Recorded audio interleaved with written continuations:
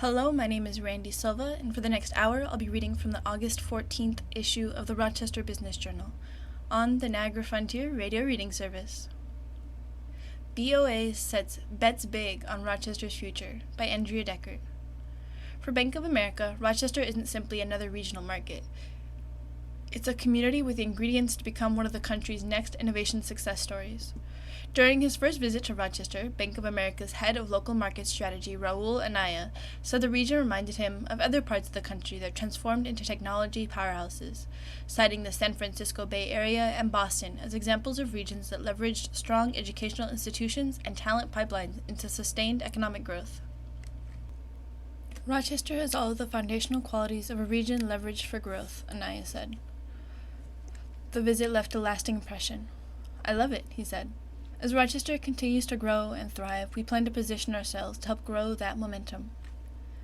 His comments come as Rochester continues to capitalize on growing investments in advanced manufacturing, semiconductors, optics, photonics, life sciences, and healthcare.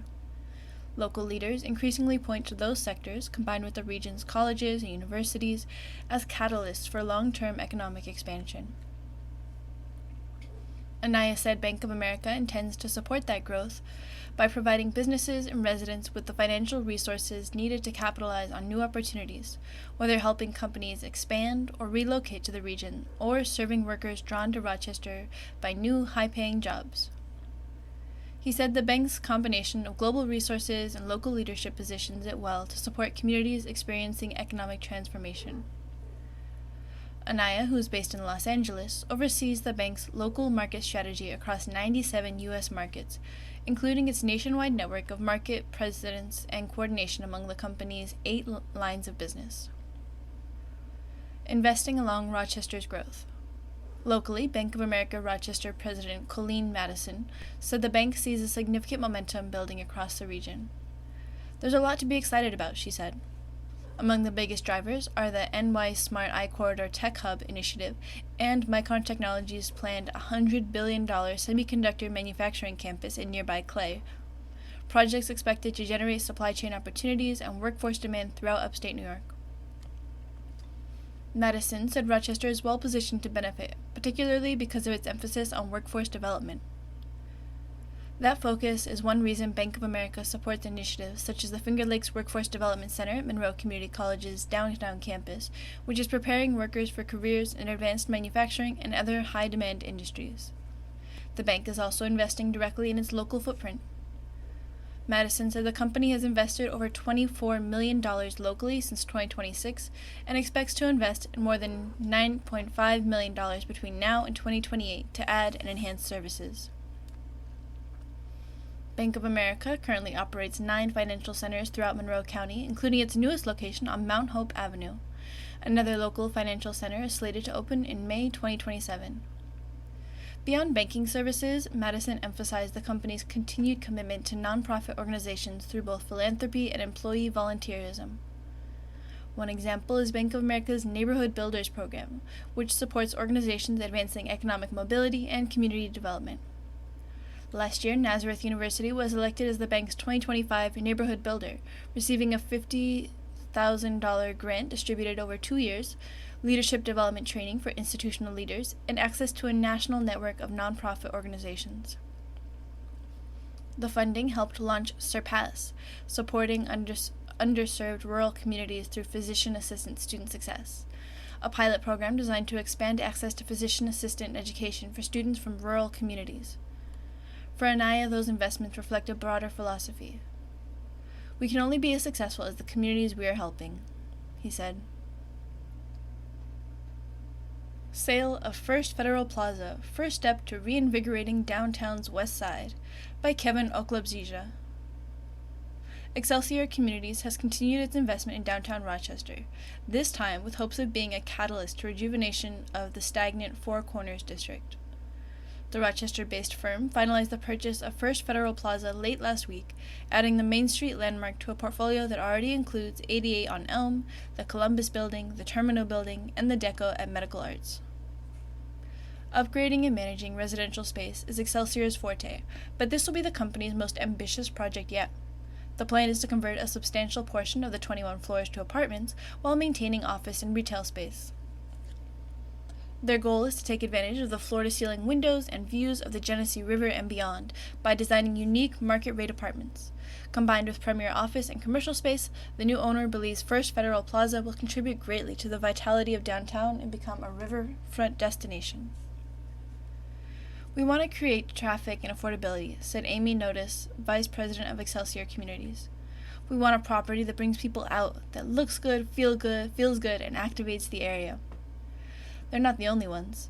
Restoring Four Corners to prominence is a priority for the city of Rochester, which is why redevelopment of 28 East Main Street is critical. Excelsior Communities' vision for the building fits perfectly into what the administration wants and needs.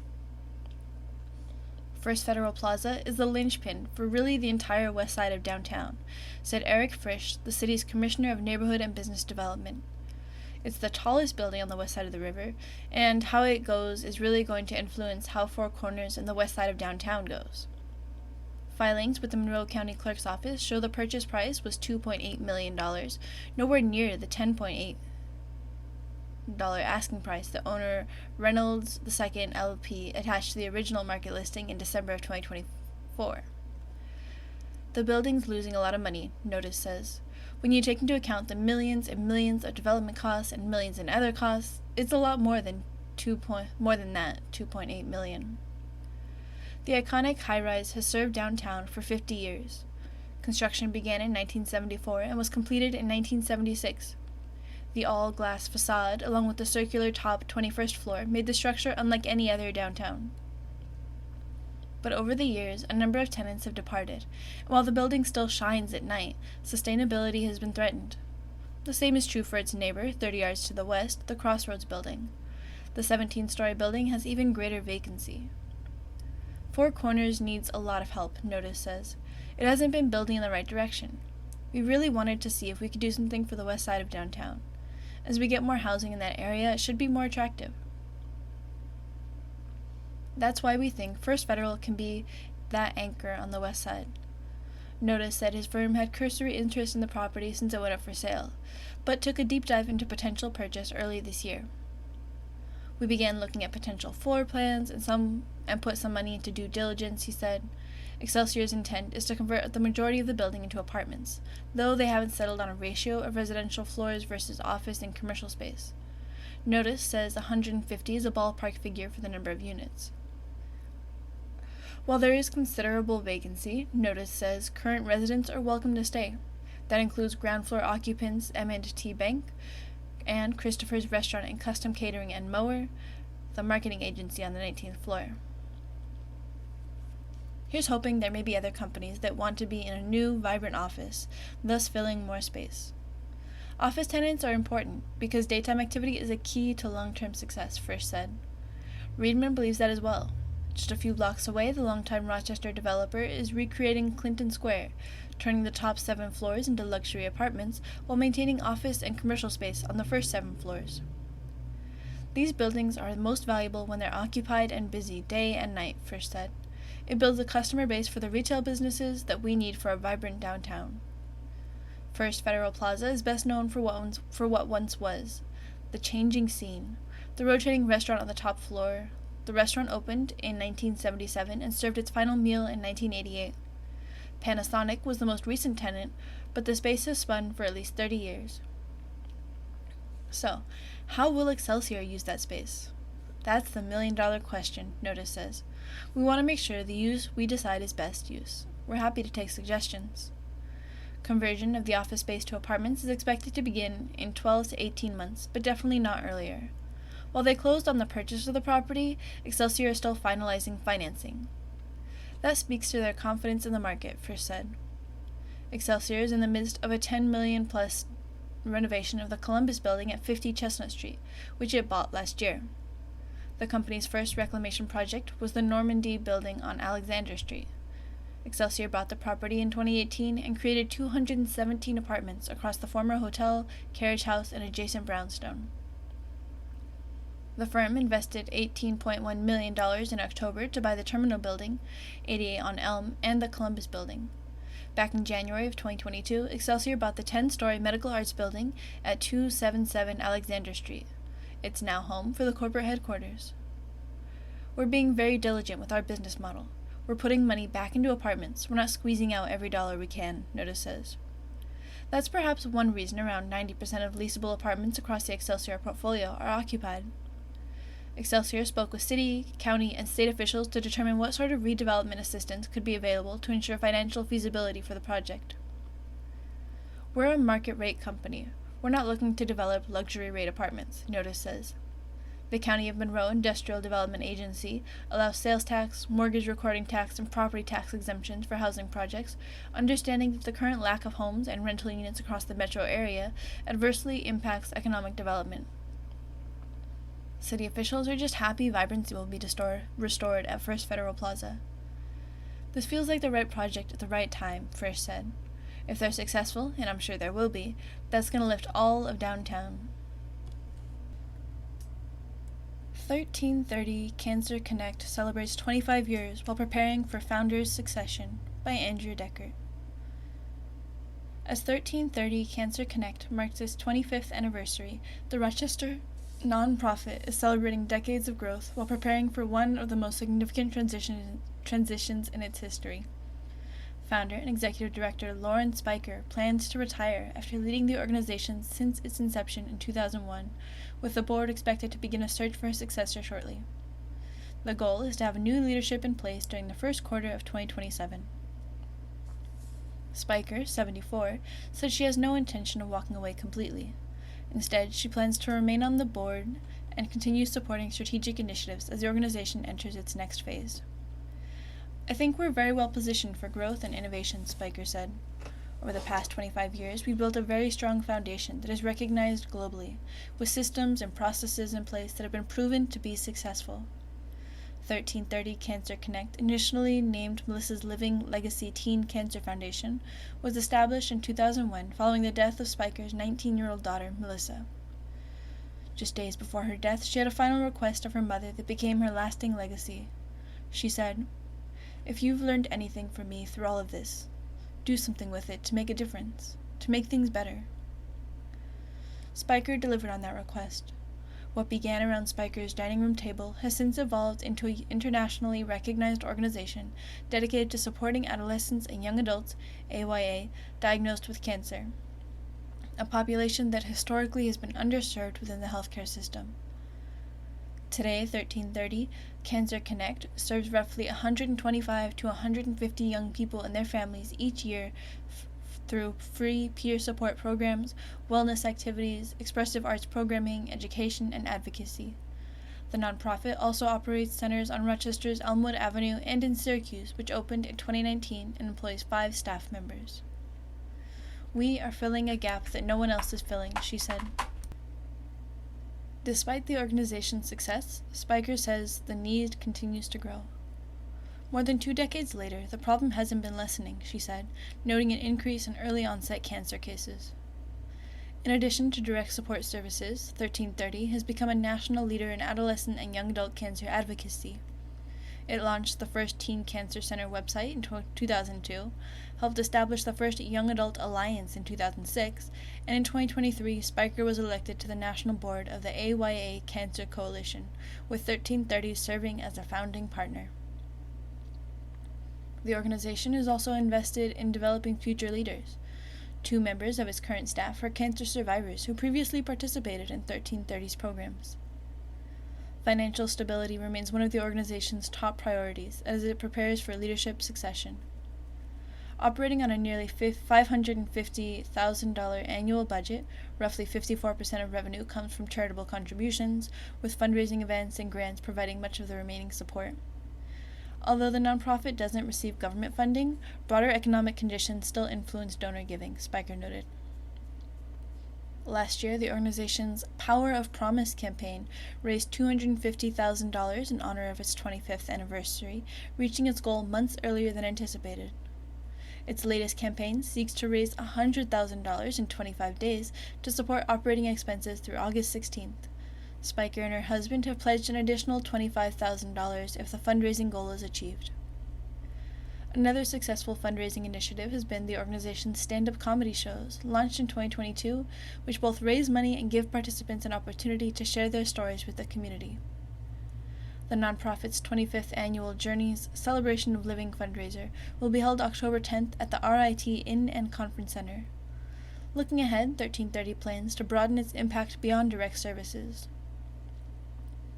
Beginning in September, the organization will launch a new educational program designed to train community professionals, including mental health providers, attorneys, financial planners, and hairdressers, to better understand the unique challenges faced by adolescents and young adults diagnosed with cancer. The Rochester pilot program will be followed by a public directory of trained providers that survivors can access. The initiative was developed in collaboration with a researcher at Wilmot Cancer Institute, who is also a young adult cancer survivor. Longer term, Spiker envisions expanding the organization's physical presence to additional cities, including Buffalo and Albany, while continuing to strengthen partnerships across New York. She believes the Rochester business community can play an important role by providing sponsorships, fundraising support, professional expertise, and greater awareness of the organization's mission. The kids we are serving need much more support than they're getting, she said, adding, education is key. As she prepares to hand the organization to a new generation of leadership, Spiker said the greatest privilege of her life has been fulfilling the promise she made to her daughter. It helped me find purpose in the pain, she said, encouraging others to use what they have learned to help others. It is an opportunity to make things just a little bit better. George Polios, president of 1330's board, said the organization reached the milestone in large part because of Spiker's commitment and dedication. Longevity comes from, in part, commitment, drive, unbelievable compassion, and simple love, he said. Lauren embodies those to the fullest. Polios added that support for adolescents and young adults with cancer has gained greater visibility largely because of Spiker's determination to fulfill her daughter's request and create a lasting legacy. She is a unique combination of teacher, caregiver, and optimist, Polios says. He added that he hopes Spiker's successor will embody those same qualities. According to Polios, the organization's goals include increasing the diversity of young adult cancer population it serves by reaching more underserved communities and expanding services before the broader public recognizes the need for them. The organization also aims to build an unshakable network that raises awareness of the growing impact of cancer among AYAs, while improving access to care and support for those who need it. Longer term, the vision extends beyond AYA cancer treatment to creating a broader network of care designed specifically around the needs of young adults. There is still a long way to grow and impact thousands more with the work that has started, he said. For more information on 1330, including information on upcoming fundraisers, go to 1330.org. You are listening to a reading of articles and features from the Rochester Business Journal on the Niagara Frontier Radio Reading Service. Haven't listed your house? AI may already know you want to sell, by Kevin Oklobzisha. Just because there's no for sale sign in the yard, that doesn't mean a house isn't for sale. Thanks to a multitude of datasets that tap into everything from neighborhood sales history to a homeowner's social media searches, artificial intelligence uses predictive analytics to determine which homes might be available in the right scenario. It ranks a homeowner from 0 to 100 on their likelihood to sell based on time within the residence, equity that they have, certain other factors, said Jeremias Maniero, real estate broker with RE/MAX with 21 years in the industry. From that, we can prospect those potential sellers. Maniero said it has become an especially helpful tool in the Rochester market, where inventory remains at historic lows and homes in the selling sweet spot continue to attract multiple offers. Rather than blanket an entire neighborhood with mailers or cold calls, traditional practices within the industry, agents who are embracing AI can narrow the prospecting tool to perhaps a dozen homes in a several block area. You knock on a door, send a letter, send a postcard, and say, I have a buyer that's looking to live in this neighborhood, and they're very specific, 4-bedroom, 2-bath, 2,000 square foot, Maniero said. You send that out, but not to the entire neighborhood, which is historically what a real estate agent might do. Instead, it's sending it to the 10 people that, based on AI's predictive analytics, are more likely to sell. The strategy has worked, too, in part because there's virtually no preparation necessary by the homeowner. The pitch goes something like this. I have this buyer, and if you're thinking about selling, they're willing to buy right now, explained Maniero. And the good news is, you don't have to get your house ready. You don't have to show it, you don't have to do anything. They'll write you an offer and we'll find you something to make that move. Of course, not everyone's going to say yes, but you're at least targeting the right homeowners based on how long you've lived in the house, what's happening in your life, and your recent social media and internet search history. Maniero isn't just an AI user, he teaches the benefits to others. He operates AI Academy, a technology boot camp for real estate professionals. Data is the new currency, so they're using all these data points, he said. Jeremias has been searching for moving companies, and he's been looking at storage facilities, and his son just graduated and went off to college. All these data Ds, divorce, diapers, diamonds, discretionary income, there's a bunch. Things like that can change in your life. When you sign your terms of service with social media, with Google, with your credit card company, that's what they're selling. Your data to a company that's going to try to predict what you're going to do next. One of those predictions, whether you want to sell your house. Often the people that would sell if the Rochester real estate market was balanced are staying put because they don't think they could find something they want.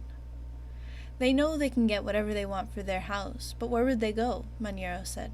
So we have all this inventory that's trapped. While AI tools were thrust into the real estate toolbox several years ago, they're still not the norm.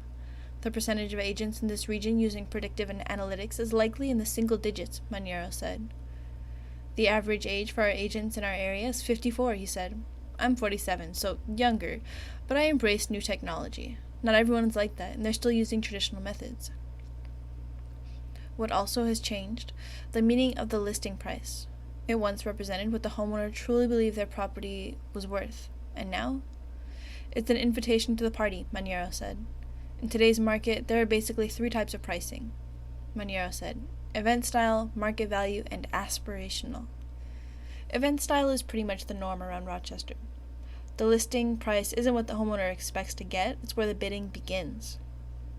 You list a price that's under where you want to land, Maniero explained. If I wanted to get $500,000 for my home, I'm going to list it at $400,000 because that area is selling 121% list price to sales price.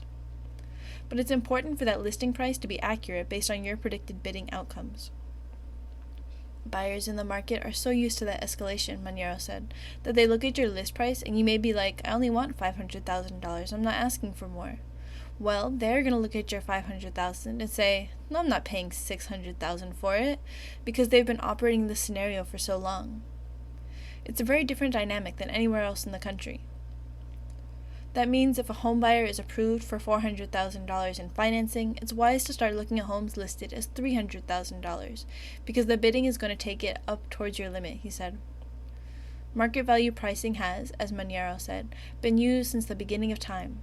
I think my house is worth this. I'm putting it on the open market and I hope I get an offer in a reasonable amount of time. That's how we always did it until this inventory shortage. In aspirational pricing, the homeowner lists the home above market value, believing someone will submit a lower offer that actually hits the desired selling price. In today's market, it's not a good idea. You list it above the market, but then it sits, and that actually hurts you more, Maniero said. People look at it, and they're not going to negotiate it down the same way the market dynamics are. So if you list high, hoping to negotiate to your price, it's going to sit longer. And in our market, if it sits for more than a couple weeks, people will ask what's wrong with it. It used to be 4 or 6 months. Oh, it's been on the market forever. And now it's like, it's been on the market for more than a day.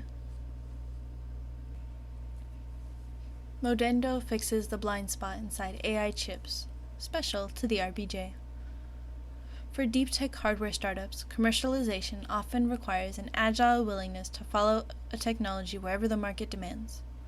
Modendo Inc. was originally founded and incubated in Boulder, Colorado, to develop hair-thin fiber optic microscopes designed to look deep inside delicate brain tissue for neuroscience research. However, when semiconductor manufacturers approached the team with the need to inspect microscopic, tightly confined spaces inside advanced electronics, the startup discovered a massive, unserved market. To make the transition from bioscience to semiconductors, Modendo recognized its team could benefit from the concentrated knowledge of a large established optics ecosystem. After searching for support, Modendo applied to Luminate New York in Rochester. As the world's largest accelerator for startups working on technology enabled by optics, photonics, and imaging (OPI), it gave Medendo immediate access to specialized commercialization resources, plus an initial $100,000 investment. Luminate stood out because it offers the exact type of optical hardware expertise we need for our development roadmap, said Antonio Miguel Caravaca Aguirre, PhD, CEO of Medendo. The program brings together mentors, investors, and operators who all speak the language of advanced optical physics, which is rare. For us, gaining access to that collective knowledge is just as valuable as the funding itself. As an added benefit, Medendo's arrival in Rochester has placed them squarely within the NY Smart Eye Corridor. This federally designated tech hub spanning Buffalo, Rochester, and Syracuse is poised to become the fastest-growing semiconductor ecosystem in the United States. Connecting over 100 organizations, including major supply chain firms and Micron's Central New York megafab, the initiative provides a powerful, unexpected commercial runway for Medendo as they bring their new semiconductor inspection process to market. This strategic alignment positions Medendo to address a severe problem at the absolute forefront of chip manufacturing. The multi-billion-dollar crisis in modern silicon. As tech giants race to build more powerful AI chips, traditional silicon manufacturing techniques are hitting physical limits.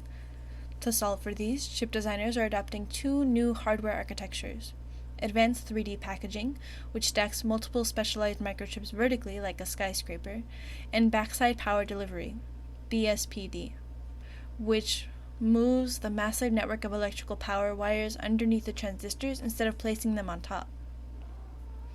While these design changes drastically improve computing speeds, they completely bury the microchip's most critical components. This creates a visibility challenge for engineering teams trying to isolate and analyze hardware failures. Standard chip inspection instruments, such as conventional free-space lasers and optical microscopes, require a straight, unobstructed line of sight to function. Because these legacy tools cannot see through dense layers of metal and stacked chiplets, engineers cannot safely inspect or debug the hardware when something goes wrong. When a microscopic manufacturing defect cannot be located, design timelines stall, product rollouts slip, and low factory yields end up costing semiconductor companies billions of dollars in lost revenue. Shining a light on defects. To break through this physical barrier, Medendo takes a radically different approach to micro-inspection. Instead of trying to look at the dense chip architecture from the outside, the company's technology carries light directly to the defect. The startup has engineered an industry-first platform utilizing flexible, proprietary fiber optic probes that are thinner than a single strand of human hair, measuring less than 100 micrometers in total width. This flexible probe functions as a high-resolution, microscale microscope that can navigate through tightly confined spaces. It delivers laser light directly to buried transistor layers through microscopic, 100-micrometer access holes drilled into the packaging. This allows engineers to perform laser-assisted device alteration, LADA, a critical industry test that isolates faults by using lasers to interact with the circuitry while the microchip is actively running, without destroying the fragile surrounding components. By delivering light directly to the target area, the technology provides a completely non-destructive inspection path that preserves defect evidence. This workflow is ideal for semiconductor companies, failure analysis labs, and advanced R&D teams developing next-generation chips. Multiple markets, multiple revenue streams. The core technology was originally developed over a decade ago in academic labs as an ultra-thin neuroscience endoscope. A year ago, Medendo began commercializing the platform to map deep brain regions with minimal tissue disruption. The most important information is often hidden in places that are extremely difficult to reach, explains Caravaca Aguirre. Our hair-thin probe is specifically designed to solve this universal access problem, effectively clearing the blind spot inside these complex devices. While next-generation semiconductors represent our most urgent commercial focus, microchips are just one area where our innovation can be applied. With its broad, adaptable platform, Caravaca Aguirre believes the technology can also be deployed in adjacent material sciences markets. Over the long term, Medendo plans to leverage its experience in biomedical and deep brain neuroscience to support these applications as well. Supporting the leap to pilot deployments. In the immediate future, Medendo will work with Luminate to deliver its first pilot systems to early customers. We're focused on validating Medendo's technology in real semiconductor failure analysis workflows and showing that ultra-thin optical probing can help engineers solve access challenges and next-generation chips, shares Caravaca Aguirre. This period is about converting our technology into a customer-tested product and building the foundation for commercial growth. The company also hopes to secure additional capital at the Luminate Finals on September 30th. Receiving a portion of the $2 million in follow-on funding provided by Empire State Development's Finger Lakes Forward Upstate Revitalization Initiative will accelerate Medendo's commercial traction. To scale your business, you have to grow your team. If we win finals, we'd hire specialized technical roles, Caravaca Aguirre adds. The right team is what can turn a promising platform into a product customers depend on.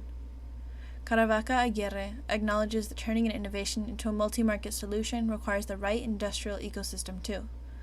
Luminate has provided commercialization resources we simply couldn't find at home. These regional connections are directly supporting our path from prototype to pilot deployments. For more information about the Luminate Accelerator and Finals 2026, visit luminate.org. You are listening to a reading of articles and features from the Rochester Business Journal on the Niagara Frontier Radio Reading Service.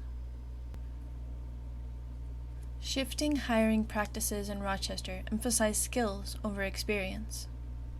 We are evaluating candidates for new roles on our team and reviewing resumes, and one person on our team is doing it quickly, only looking at the previous jobs they've held and what they did without thinking about what skills or competencies we might need in the future. How can I convince this team member that past experience isn't everything? In today's world, interviewing candidates can be a challenging experience. As jobs and tools change rapidly and more emphasis is placed on skills, competencies, and company culture, the process of evaluating candidates is evolving too. With these changes, the question becomes how much weight should be given to past work experiences and achievements. Traditionally, reviewing and evaluating candidates' past experiences took up a huge percentage of the interview and evaluation process. Senior managers and recruiters checked the candidate's resume, asked detailed questions about previous accomplishments, and, if the candidate interviewed effectively and their past experiences and achievements lined up well, the candidate frequently got moved to the top of the list.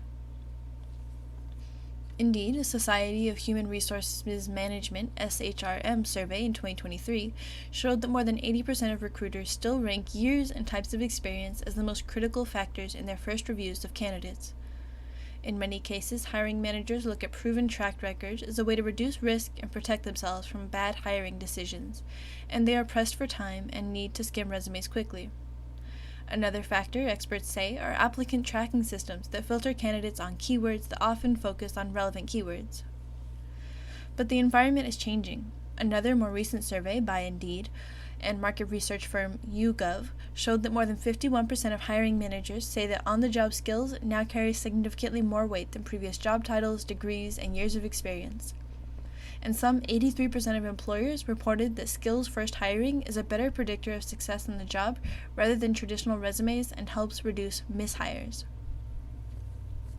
To help assess past experiences, hiring managers and recruiters often use behavioral interviewing questions, where candidates use STAR, Situation, Task, Action, Result, to talk about relevant past experiences, but many are now adding related situational interview questions. This is where candidates are asked to provide examples of how they would demonstrate initiative or creativity or other soft skills to determine if they are suited well for the position they're applying for. Along these lines, the mindset is beginning to shift. Besides assessing candidates' ability to answer standard interview questions, hiring managers need to understand the intrinsic qualities that candidates need to do the job successfully to see how they would perform in a job even if they haven't done the job before or used the technology before, says Matthew Taylor, Chief Executive Officer of AP Professionals of Rochester. A tech-forward candidate who is interested in a tech-related position, but who doesn't have the experience, would be given the opportunity in an interview to provide examples or cite situations where they've used a certain technology to advance a project at work, or describe a situation where they used a certain technology to advance a project outside work. With changes in jobs and greater emphasis on skills, it's more important than ever for hiring managers to reverse engineer the interview process, Taylor says, which means taking the time to analyze and map out the difficult-to-measure qualities and characteristics needed to be successful in the role and develop questions that will help them find the right candidates. Miranda Leo Klingensmith, recruiting manager at Insero Talent Solutions in Rochester, agrees, saying that one of the biggest mindset changes that hiring managers can make is to move away from asking, has this person done this exact job before, to, has this person demonstrated the ability to learn, adapt, and be successful in a similar environment? While there's value in a candidate's previous experience, it shouldn't be the sole predictor of future success, she said. Some of the strongest candidates I've worked with have come from adjacent industries or market segments where their technical skills were transferable, but their curiosity, work ethic, communication skills, and ability to solve problems were what ultimately made them exceptional hires. Klingensmith says her favorite conversations with hiring managers happen during the initial intake process, when she learns about the team, the culture, the work environment, and the needs. There are many times I'll present a candidate whose resume isn't the obvious one-to-one match a hiring manager initially envisioned. More often than not, those candidates are the ones who bring a fresh perspective, complementary experience, or a unique skill set that ultimately helps the team grow and challenges the status quo in a positive way. As part of assessing candidates' ability to learn and adapt, Klingensmith says that hiring managers should continuously shift their mindset toward competencies rather than job titles. During the interview process, she suggests asking candidates to share specific examples of how they've navigated change, learned new skills, solved complex problems, or taken on responsibilities outside of their traditional role. Those examples often provide a much better indication of future performance than simply confirming that they've held the same title before. Other recommendations in the rapidly changing world of assessing qualifications came from Elizabeth Boyd, Global Director of Organizational Development and Strategy for TalentLab.live, which specializes in turning strategy into scalable, human-centered experiences aimed at improving performance and revenue. In evaluating candidates, she stresses the importance of using networking, portfolios, and back-channel references.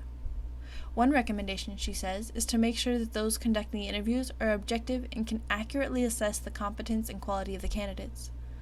If someone is referred to a position internally, the managers who are interviewing the candidate are not always objective, she says. Another recommendation, Boyd says, is to network and use LinkedIn to reach out to teams that have worked with these candidates before and ask detailed questions about their work style and roles on teams.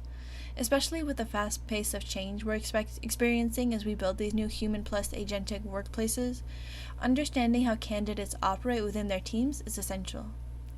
Are they collaborative? Do they give credit to the team for work, or do they take credit for the work of the team?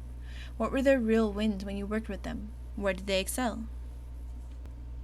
If you could have made your experience 10% better when you worked with them, what would you have liked to see changed? Where was the friction? There are innocuous questions and channels available to capture sentiment from past colleagues or direct reports. Some of these strategies might seem a bit complicated, but they speak to a more flexible approach to evaluating talent rather than reviewing titles and experience. If companies only consider candidates who have done the exact same job in the exact same industry, they often miss out on high-potential individuals who can bring fresh perspectives, diverse experiences, and long-term value, Klingensmith says. Hiring for aptitude, motivation, and cultural alignment, while ensuring the candidate has a realistic path to success, can significantly expand the talent pool without compromising quality. Managers at Work is a monthly column exploring the issues and challenges facing managers. Contact Kathleen Driscoll with questions or comments by email at kadriscoll20@gmail.com. Despite a Buffo unveiling, Bills Stadium needs tweaking. I wasn't there for the grand opening of the new Highmark Stadium Saturday evening, but early reviews on social media were scintillating. Most Buffalo Bills fans seemed to be in awe of the shiny, surreal, flying saucer-like structure rising above the parking lot across the street from the rubble remains of the old football stadium in Orchard Park. People posted numerous pictures and videos of the gigantic metallic bison in the pedestrian walkway leading to the main entrance. They raved about the spacious concourses, the sensations of feeling closer to the action on the field than in the old place, and the 20-foot-long smashed table built cleverly into the support girders near one of the concession stands. One fan was so taken by it all that he compared it to the birth of his child. Others likened it to opening the best gift they ever received on Christmas morning. I get all the giddiness. For many of the more than 50,000 people who showed up for the Bills this practice session, this was a once-in-a-lifetime experience. For the first time in 53 years, the Bills had a new football playpen, a $2.2 billion state-of-the-art stadium to crow about. One overly enthusiastic media member boasted that there wasn't a bad seat in the house. Sadly, if he'd taken a stroll out of the comfy confines of the press box, he would have discovered that wasn't the case. Later that night and into the days that followed, we've heard of stories from hundreds of frustrated fans, many of them that had shelled out thousands of dollars in PSL, personal seat license fees, only to discover their view of the field was obscured, particularly in the seats in the upper deck near the staircases. When you're paying that kind of money, you at least want a good sightline, a view that enables you to see the entire field, a view similar to the one you had in the old stadium, affectionately known as the Ralph. Not to rain further on the party, but there was also a torrential downpour off Lake Erie Saturday night that drenched some fans who had been told when they purchased their tickets that they would be protected from the elements by the canopy hanging above the stadium's top deck. There also were complaints about people in the top deck having to descend to the third deck concourses to find the nearest restroom. And there was additional grumbling about a distorted sound system, video boards that are too small, and clogged traffic into and out of the stadiums. Some groused that they had been misled during the buying process when they were shown virtual renderings of what their seat view would be, only to discover obscured perspectives when they arrived at their seats. Saturday evening.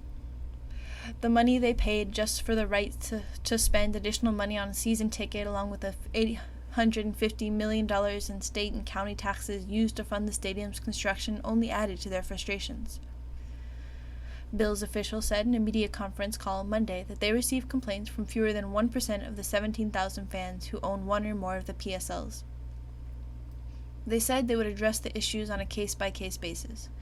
They reiterated that this was just a dress rehearsal and that the goal is to get everything running as smoothly as possible by the time their Thursday night regular season home opener kicks off on September 17th. The team will have 2 more test runs with upcoming home preseason games. Glitches such as traffic congestion and sound distortion are fixable, but the obstructed seat issue is more than complicated because demand has greatly exceeded supply. There aren't any places to move hundreds of disgruntled fans because all the seats are accounted for. Discounts or refunds might be the only solutions. Increasingly, these type of kinks exist in other newly constructed major sports venues. You would think, with the digital technology available, architects would have found ways to ensure that every seat, particularly in a rectangular football stadium, would have full field sightlines, but that's apparently not the case. I know how frustrating obstructed view seats can be.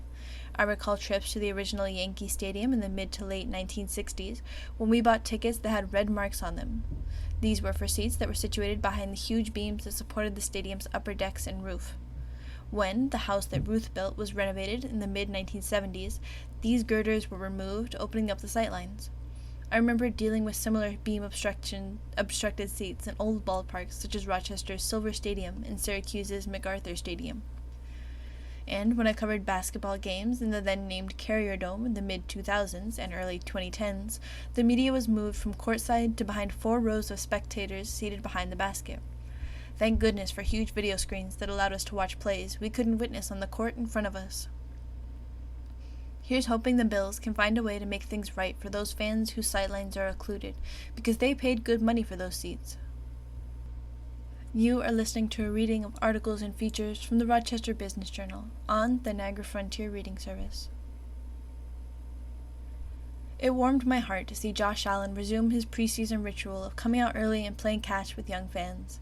It's become a pre-practice, pre-exhibition game tradition in Orchard Park as the Bills quarterback tosses a ball to kids in the stands and they toss it back as he makes his way up and down the sideline. To me, this is more precious than an autograph. Down the road, these receivers will be able to tell their kids and grandkids they once snared a pass from a Hall of Fame quarterback. We've seen similar rituals in baseball between Aaron Judge, Mike Trout, and the fans between innings. These simple gestures don't take much effort, yet they have a profound impact, helping young people become fans for life. Hopefully, more athletes will follow the leads of Allen, Judge, and Trout. Best-selling author and nationally honored journalist Scott Petoniak is the Rochester Business Journal's sports columnist. The Business Owner's Exit, a 5-part series on value, timing, buyers, and what comes next. A Viewpoint by Jewel Trivedi.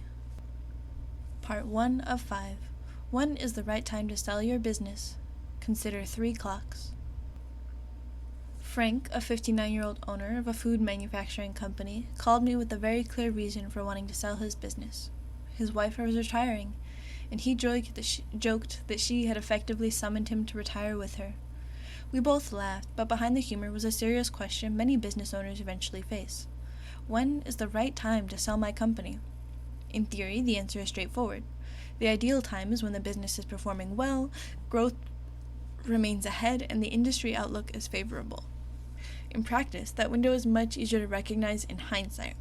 In my experience, owners rarely sell too early. More often, they wait until their choices have begun to narrow and they are forced to act. Common triggers, 3 clocks. Some owners never make a deliberate timing decision. They wait until a health issue, competitive pressure, a need for capital, or another outside event forces the question. By then, the business may still attract buyers, but the owner may have less control over the timing, the process, and the eventual terms. Frank's personal circumstances gave him a reason to begin the conversation. The answer required a broader view.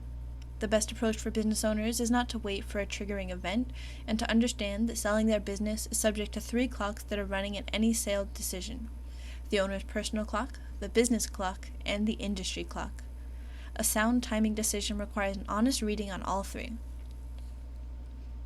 The owner's clock. Reading the readiness. An owner's personal clock is about more than age or a planned retirement date. In many private companies, the owner often is the business, still anchoring customer relationships, deciding on pricing, and making final decisions on hiring, vendor relations, and overall strategy. A change in that person's energy, health, or willingness to keep investing can affect the company before it appears in the financial statements. The shift is often gradual. A founder may remain fully capable but no longer want to commit to another 5 years of time, capital, and emotional energy to the company's next stage. This was the case for Frank. He recognized that although the retirement timeline was 2 or 3 years, a lot can change, and waiting until exhaustion, illness, or conflict forces the decision usually means fewer choices and less control. Recognizing that early preserves options. Personal timing has 2 dimensions: financial readiness and readiness for what comes next. Owners often begin with a sale price. Financial readiness depends on what remains after taxes, debt, and transaction costs, and whether that amount can support the life they have planned, said Lee Woodring, CPWA CEPA, managing and founding principal of Woodring Leroy Capital Advisors. Readiness for life after the business matters just as much. For many owners, the company provides structure, purpose, and identity. Wanting relief from daily responsibility may point to a sale, but an alternative may mean reducing one's role, bringing in stronger leadership, or creating more freedom without giving up ownership. Ask yourself, what would an ideal outcome look like? Do I want to leave the business or reduce my role? If I don't sell for another 5 years, am I willing to lead and fund the next stage? What net proceeds would I need, and how would I spend my time afterwards? The owner's personal clock may begin the conversation. The decision still has to be tested against the business and the industry. The business clock. Where is the business today, and what does it need next? Every business moves through a cycle. Growth accelerates, levels off, and without further investment or change, may eventually decline. Buyers look at both the financial history and what's likely to come next. 2 companies may each generate $1 million of EBITDA, but the one still growing will be viewed differently from the one that has plateaued. How long can current revenue, margins, and earnings be sustained? What will the company need to keep growing? The next stage may require new systems, equipment, working capital, leadership, or sales capacity. An owner must decide whether to make those investments and remain long enough to see the return. For Frank, the company was performing well, but its next stage required systems, equipment, and working capital. He could make those investments, but much of the return would come after he wanted to step away. That helped him gain clarity on his exit timeline, as he realized that acting in the company's best interest meant making room for new owners to make those decisions and write the next chapter. Ask yourself, where is the business in its cycle? What do the past few years reveal about its direction? How long can current performance continue? What will the next stage require, and am I willing to fund and lead it long enough to see the return? If I wait another 12 to 24 months, what should be measurably better? The industry clock. Read the industry before it sets your timetable. Last year's financials may still look strong even as changes in the industry are beginning to alter the company's outlook. Owners can improve operations, leadership, and financial performance, but they can't control consolidation, technology, regulation, labor pressures, supplier strategies, or changing customer behavior. Those forces can eventually affect both performance and buyer interest. Consider a regional distributor with loyal customers and strong recent earnings. If key suppliers begin selling directly and customers shift to centralized digital purchasing, the numbers may still look healthy even as the company's competitive position weakens. Buyers will account for that change before it is fully reflected in the financial results. In Frank's case, his company had 40% of its revenue concentrated within one industry. He had to consider the pressures on that industry as well as his own. Industry timing can also work in an owner's favor. Early in a consolidation cycle, several credible buyers may compete to establish a presence in the sector, giving owners more leverage and choice. Once those buyers have filled key markets or completed priority acquisitions, the buyer pool may narrow and acquisition criteria may change. Ask yourself, is consolidation beginning, accelerating, or already well advanced both in your and your customers' industries? Is the likely buyer pool expanding or shrinking? What regulatory, technological, supplier, or customer shift could materially change the company's position before I'm ready to sell? Before one clock sets the date. Many owners begin thinking seriously about an exit only after a personal or business event makes the timing urgent. Reading all 3 clocks early gives an owner a better chance to act while choices remain. A 3 to 5 year runway can provide time to understand the likely after-tax outcome, make selective investments, and follow changes in the business, the industry, and the buyer market. That timeline should remain flexible. If the answer today is not yet, define what should improve, what could weaken, and when the decision will be revisited. Frank acted while the company was strong and he still had options. The process attracted 37 interested buyers and produced 7 offers, allowing him to compare alternatives and choose the next owner before circumstances set the timetable. That is the value of reading all 3 clocks, preserving your ability to choose before one of them chooses for you. Julie Trivedi is managing partner of NextPoint LLC, an MMA advisory firm focused on advising privately held business owners through ownership transitions. She is a certified exit planning advisor, CEPA, and has advised on hundreds of mergers and acquisitions, M&A, transactions across industrial, healthcare, and business services sectors. Preparing for retirement in an uncertain economy. Viewpoint by Francis J. Clement. Planning for retirement has never been simple, but today's economic environment presents challenges few people anticipated. Inflation, changing tax policy, market volatility, and longer life expectancies are forcing Americans to rethink what financial security in retirement really looks like. After nearly 30 years in the financial services industry, I've found that while every person's situation is unique, the 3 biggest retirement risks consistently remain the same: inflation, taxes, and longevity. Successfully preparing for retirement isn't about predicting the future. It's about understanding these risks and building a plan that can adapt over time. Taxes. Rethinking traditional retirement planning. One of the most common assumptions in retirement planning is that you'll be in a lower tax bracket once you retire. While that may be true for some households, it isn't always the case, particularly for professionals and business owners who have spent decades building retirement savings.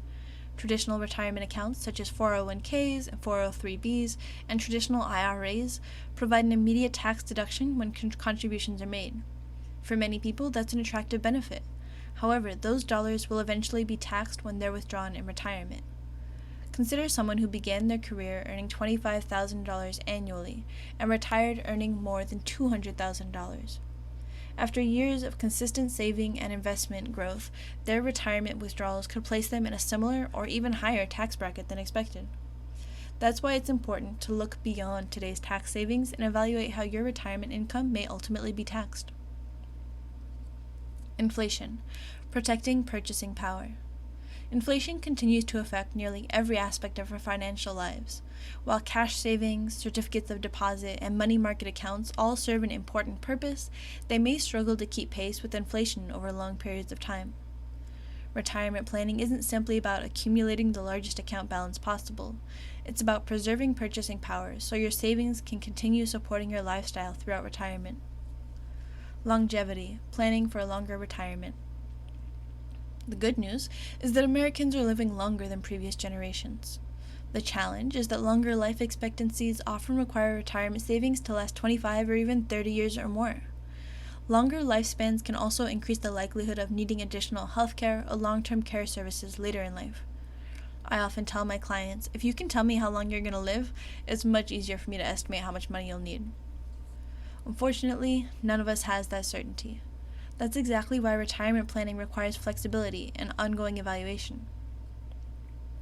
Preparing for the unknown. None of us can control inflation, future tax policies, or how long we'll live. What we can control is how prepared we are. A comprehensive financial plan allows you to evaluate different scenarios, identify potential gaps before they become problems, and adjust your strategy as life changes. Rather than relying on assumptions, it gives you the confidence that your retirement plan can adapt as circumstances evolve. In an uncertain economy, preparation, not prediction, is often your greatest financial advantage. Francis J. Clement is a self-employed fiduciary advisor who runs his New York-based practice assisting clients in 29 states. He began his financial services career in 1997 and became a wealth management advisor in 2011, after earning the coveted Certified Financial Planner (CFP) designation. He and his team at Clement Wealth Management use a comprehensive fee-based planning process to guide professionals toward financial independence. You've been listening to a reading of articles and features from the August 14th issue of the Rochester Business Journal. Your reader has been Randy Silva. Thank you for listening.